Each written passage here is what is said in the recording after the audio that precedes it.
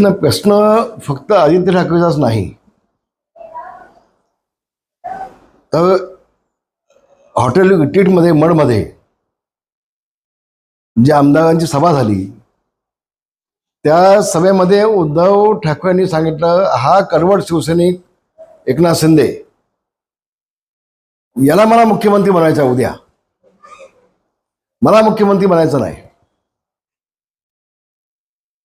मग एका रात्रीमध्ये असं काय घडलं नेमकं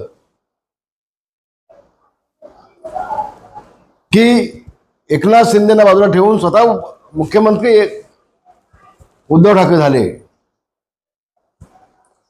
याची देखील अधिक माहिती घ्या म्हणजे आपल्याला कळेल गोगोल्यांच्या म्हणण्यामध्ये किती तथ्य आहे. ते कुणाला व्यवसाय बंगल्याचे डोहाळे लागले होते ते जितकं अधिक स्पष्ट होईल असं मला वाटतं. आदित्यचं केलंच हो, बाप मुख्यमंत्री, बेटा कॅबिनेट मंत्री आणि रामदास कदम सारखा शिवसेनेचा नेता आउट बाहेर.